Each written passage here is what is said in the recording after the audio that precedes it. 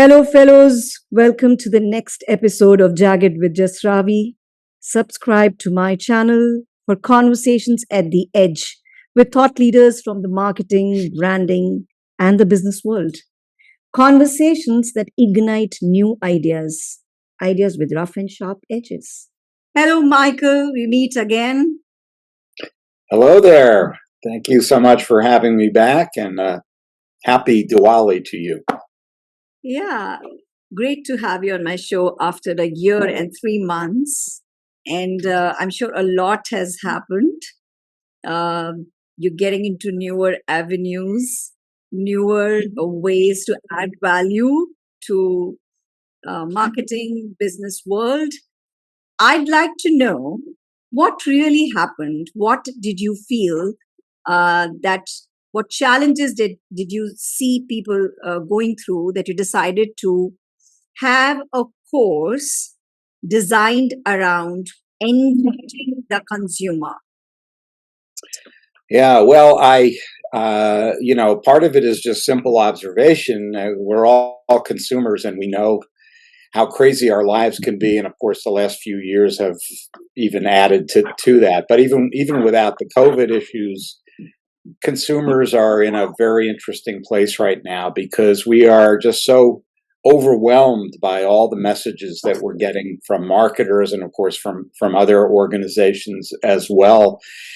And I actually did a poll of about 100 marketing executives a couple of years ago and asked them a simple question: what keeps you up at night?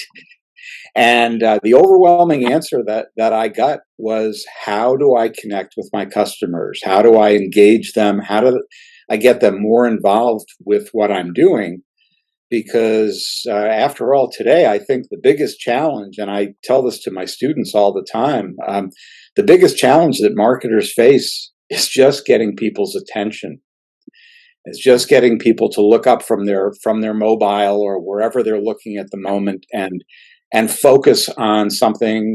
Perhaps it's a product offering, perhaps it's a service, but allowing them to focus on that and essentially doing whatever it takes to connect that offering with the needs of the customer. Because after all, we only look for things when we're interested in them. We may not totally be aware that we're interested in them, but there's some reason that we're looking at this and not that. And so what I do in the course is to essentially synthesize a lot of years of research on what makes engagement. How do people become more engaged, both with products but also more generally, and trying to apply some of those lessons here.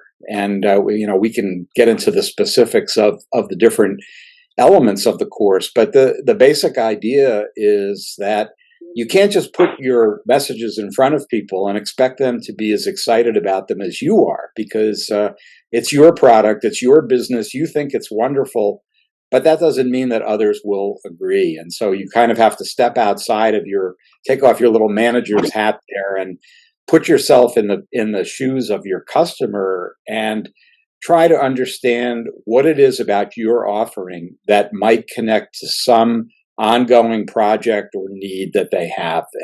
If you can't do that, and if you're selling a product just based on the attributes, the technical specifications or miles per hour or something like that, that is not a recipe for success in today's world. People want, what we are buying essentially is stories. I think we talked about that on your show the last time.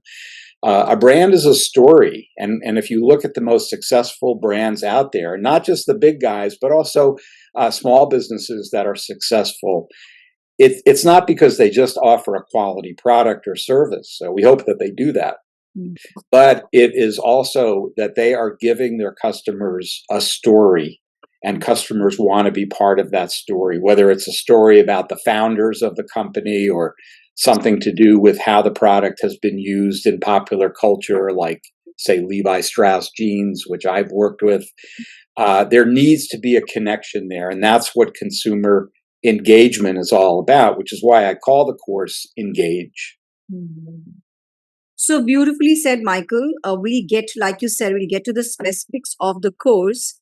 Uh, but here I want for my audiences to table this point that, like you said, so many marketers, and when we are consulting marketers and the brand campaigns are being planned, they struggle with the engage part of it, with the content creation of it, because it's completely a new ball game when it comes to the pace of content, when it comes to the tone, when it comes to how is it going to complement my brand campaign, because I don't want the same stuff going out there with the different mediums. Insta is going to be different, Facebook is going to be different. Every medium has its own nature. If you're creating blogs, vlogs, every medium has its own nature and how the consumer is processing it. So there's so many challenges to it. So it's a I'm personally very curious about this course, because nobody's really teaching this. Everybody's learning while doing it. It's a lot of trial and error. Every content creator is also doing trial and error and finding some Sure. rules that are working.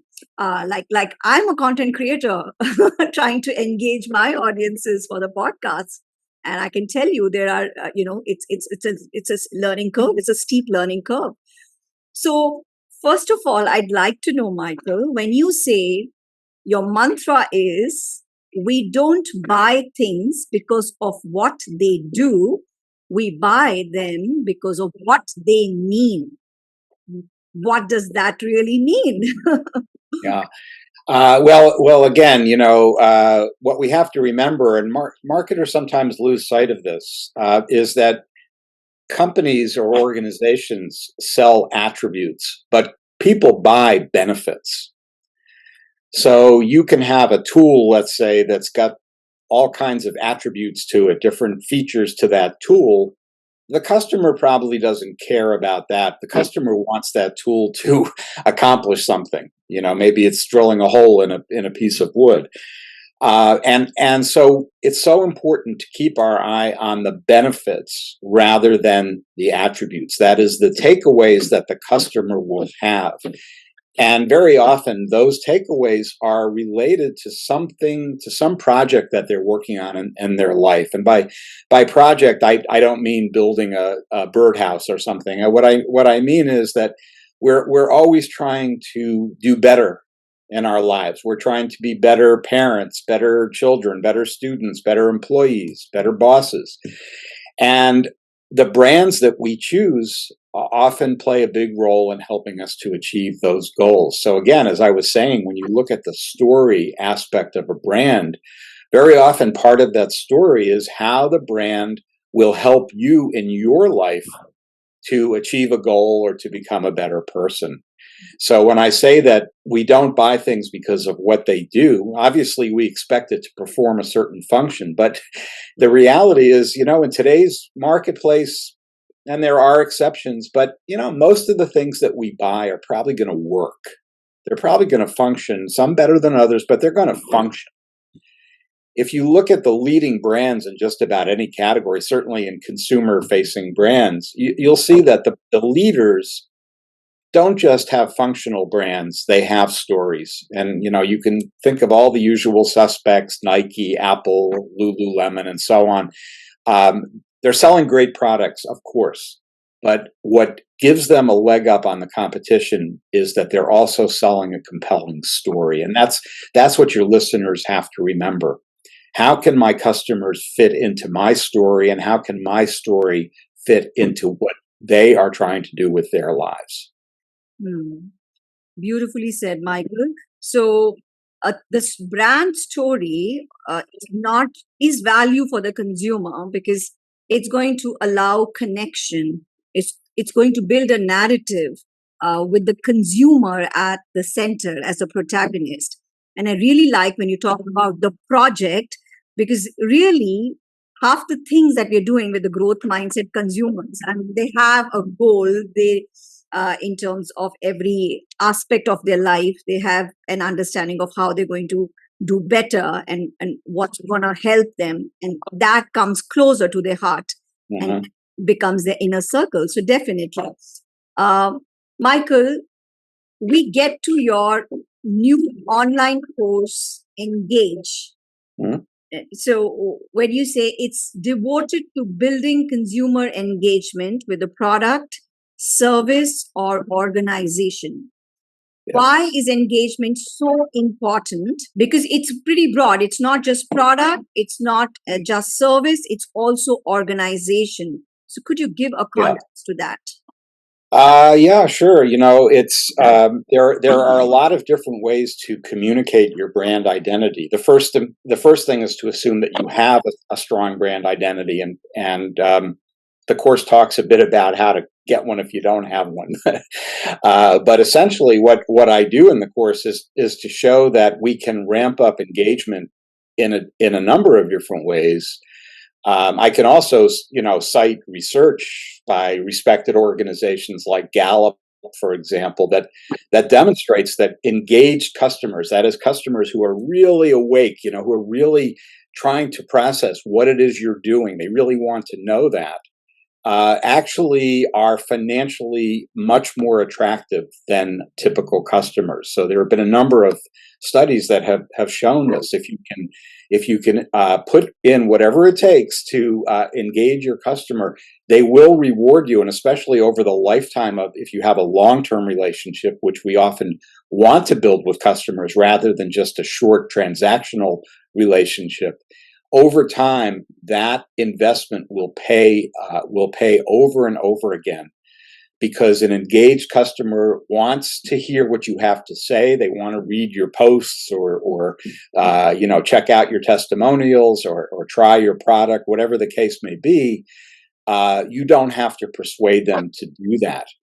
And so, ironically, most marketers are always after the next new customer. We're always trying to build our market share and so on.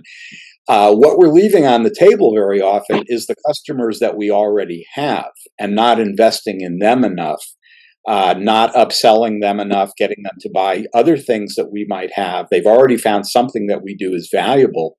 It's so much easier to move them further along on a continuum that I talk about in the course toward this full engagement. And by one estimate, for example, it's 7 times more expensive to attract a new customer than to keep an old one. And yet many organizations they say, well, we've ticked the box. We have that customer. We have you in our franchise. Now we're going to move on to the next shiny thing. And they don't really nurture that relationship as much as they should, and what results is that the large majority of your customers are not engaged with your brand. They may have purchased your brand, but they are not truly engaged with your brand. And that means that the next time you try to sell them something, it's a much harder road to climb, because you haven't created the bedrock of that relationship with them. Whereas if they're a loyal customer and they are, and what you do is maybe a part of their story, because your brand is part of who they are, then you can imagine that it's a relatively easy ask now to say to them, well, you loved product A that I sold you, here's B and C that go with it. But again, too many of us, and I understand the temptation, but too many of us, especially small business people, are focusing more on the head count than they are on what's going on in the heads of the customers they've already managed to attract. So, Michael, you're saying there's a clear business case for taking up engagement. And so whether it's the lifetime value, whether upselling, or whether how costly it will be to attract a new customer. And so engagement is for your current consumers, it's for your potential consumers, it is for even lapsers. So how would you define it across the your product and service? Who do you keep engaged as a product, service, or an organization? Well, I think your first step is to identify what are already your most engaged customers, because you probably have some. but you may not be aware of it. Your listeners, you may be aware of what's sometimes called the 80-20 rule in marketing, which is that roughly 80% of your revenues are attributable to 20% of your customers. Now, those numbers aren't set in stone, but we do often find that if we look at at the users of a brand, store, product, whatever it is, you're going to find that a relatively small percentage of those people are very, very active, not only in terms of purchasing, but also talking about your brand. That golden 20%, I think, should be the first step. And when small business people, sometimes they might ask me, well, how do I get started? I have a very, very small customer base. And I'll say, well, even if it's your cousin who's buying your product, you probably have some people who believe in you. And that is the place to start.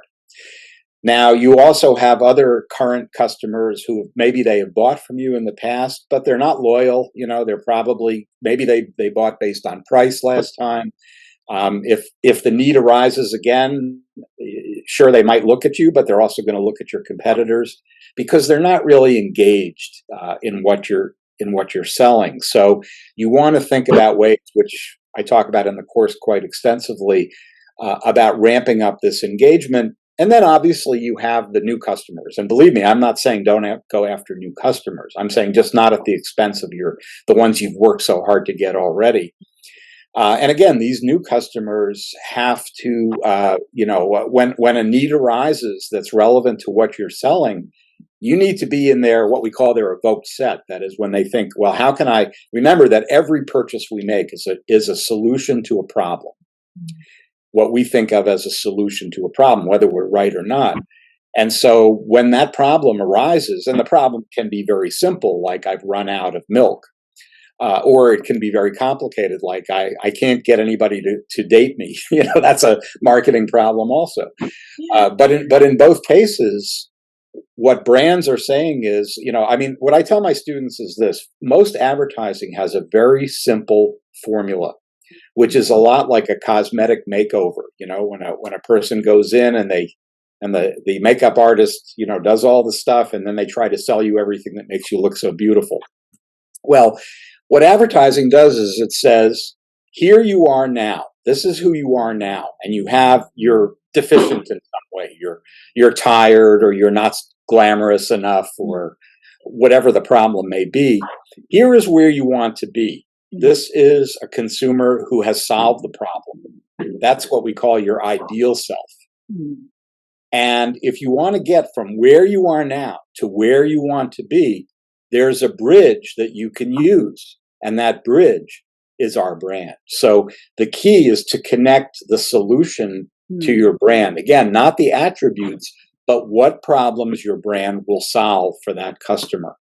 And that is the key. So to a relatively uninvolved, unengaged person, if they are able to see that, in fact, this brand over here that maybe I haven't tried yet, they're not just spouting off about how the reviewers love them and all that, or, that their product is made from the latest components.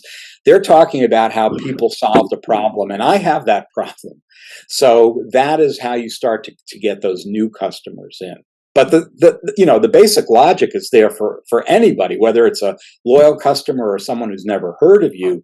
And that is, how can I link that person's underlying projects or aspirations or needs to what my product can do for them? Yeah, absolutely. Absolutely. So let's get to the course now. So how you approached it, and Michael, you have designed it around the classic AIDA model of persuasion. What is that?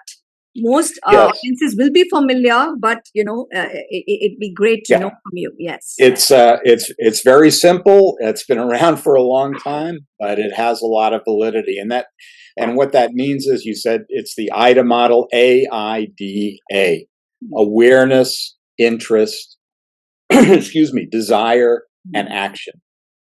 Awareness, interest, desire, and action.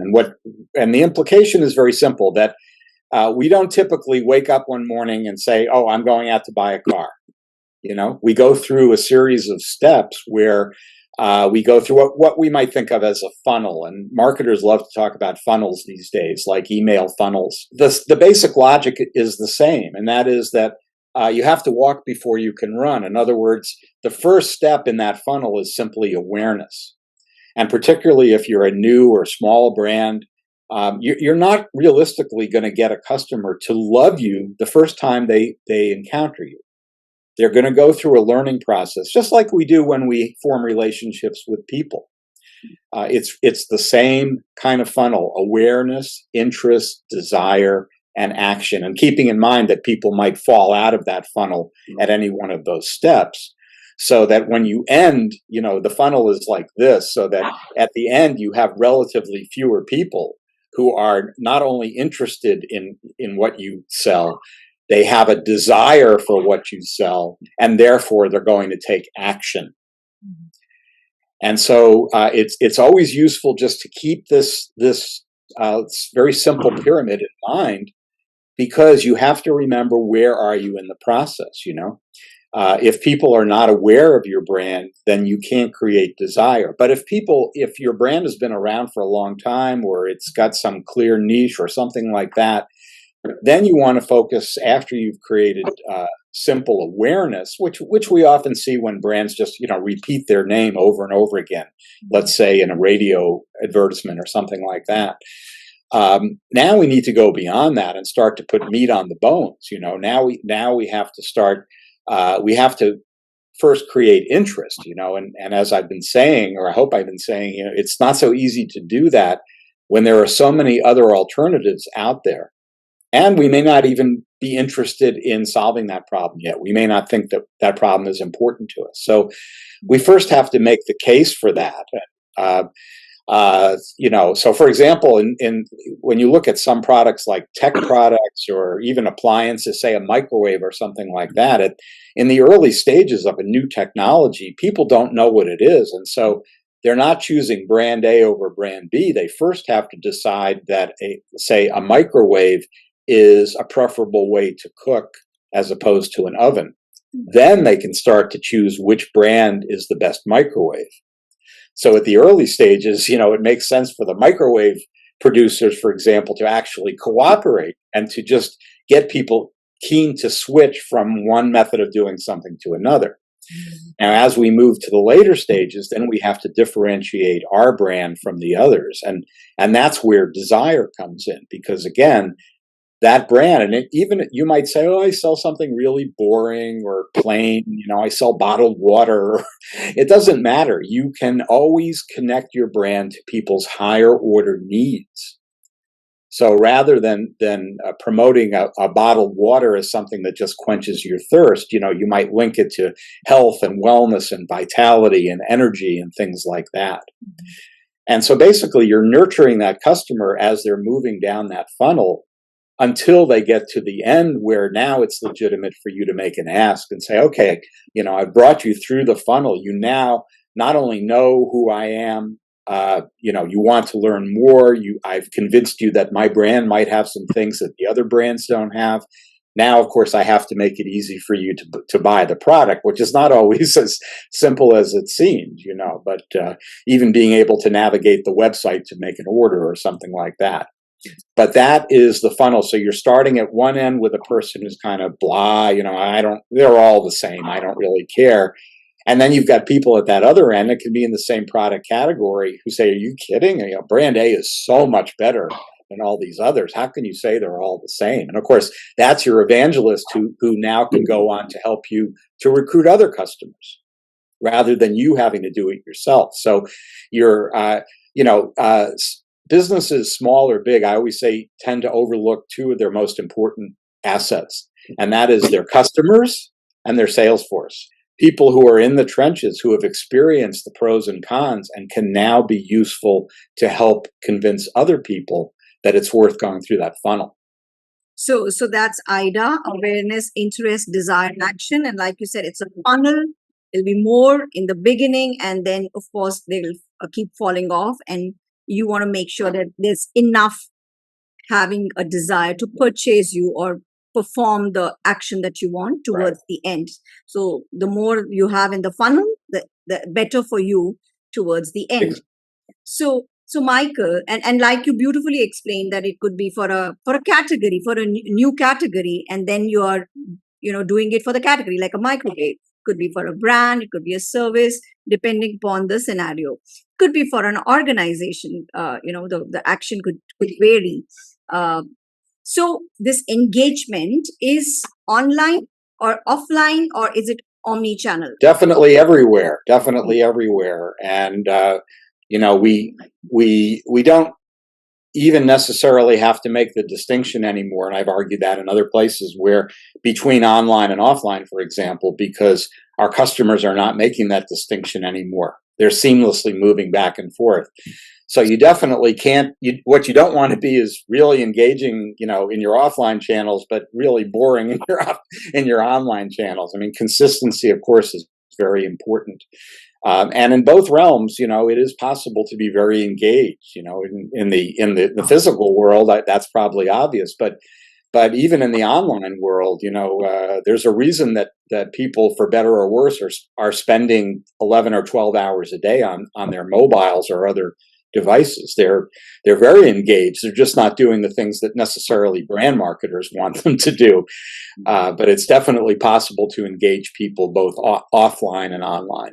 Would you like to talk about any case or example, or just mention what kind of examples you cover in the course? Yeah, well, there are a lot of examples, but basically the way I built the course is that, as you said, it's built around this progression from awareness to desire to action. But then I go into each level and talk about 3 different ways to do that. And those 3 ways are very simple, but very important. One is the product or service itself. The second is the message or the communication that you use to share that with your customers. And the third is the environment in which the purchase is made. And that's one that your listeners may not think about as much, but it's very important. The environment, even something like the temperature in a store, hot or cold, can affect our purchases. And there are many, many other things that are even more subtle that affect our purchases. The way we're feeling at the time, the way the environment makes us feel. If we walk into a bricks and mortar store, the design elements in that store, something as simple as the color palette that you use for your logo or for your store. These are subtle factors that, and there's a lot of research on that these days. Every day somebody's coming out with another study that's illustrating how susceptible we are to cues in our immediate environment, even though we're not necessarily aware that they're contributing to our decisions. So, as I go through each of these levels, I give a lot of examples of brands that have used different elements to tell their story. For example, for products, one of the things I talk about is linking your product to cultural stories or ceremonies like holidays, Diwali, for example, or Christmas or something like that.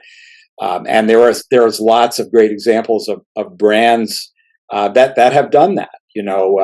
For example, the De Beers Diamond Company, which is the largest diamond miner, mining company in the world,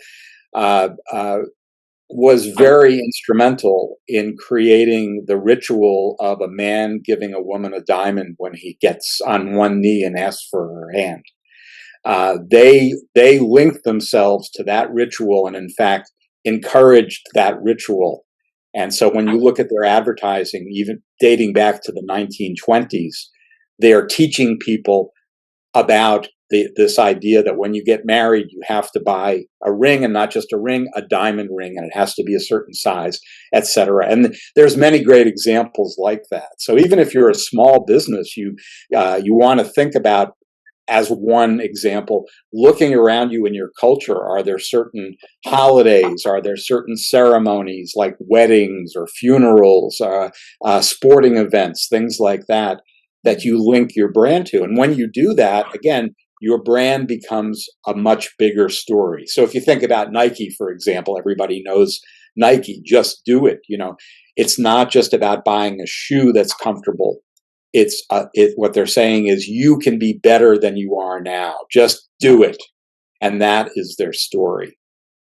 So that's one example. There are many others in the course, but essentially you need to get outside of your little silo and ask yourself, are there things that my brand does or could do that are going to increase engagement because they help people with things they're going to do anyway, like, let's say, observing a holiday? So beautifully explained, Michael, because today a lot of marketers look at engagement. Engagement, a lot of times, is getting reduced to content creation. But you're saying, as it occurs to me, it's a strategy in itself. It's linked to your core offering and the life and the aspirations and the passion points of the consumer and his context, whether it's his life stage or his ethnicity, everything. And you are creating those connections and you're having a distinct strategy for it. So it's really opening your mind. So, Michael, if you could sum up, a marketer who takes up this course, a marketer or a businessman or a branding person or a consumer person, A, B, C, D, what are they going to get after this course? And Well, I then think the reveal, yes. Okay, I think you summed it up pretty eloquently, but what they're going to get is, like, I like what you say about opening your mind. I'd like to think so, because many people of course are so caught up in the day to day and of reaching a quota or something like that. They don't have the luxury of kind of looking at the bigger picture.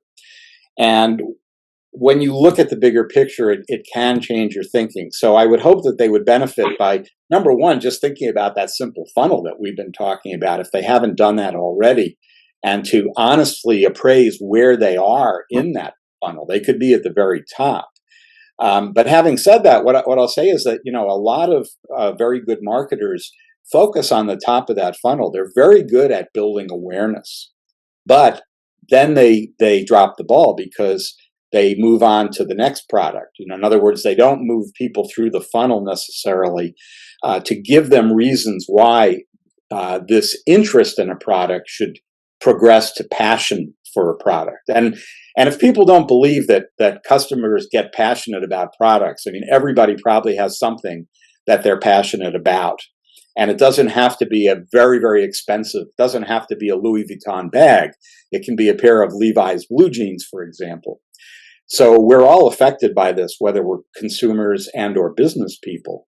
But what I want people to get out of this course is to understand that, like you say, content creation, that is a recognition that we do need to build more interest.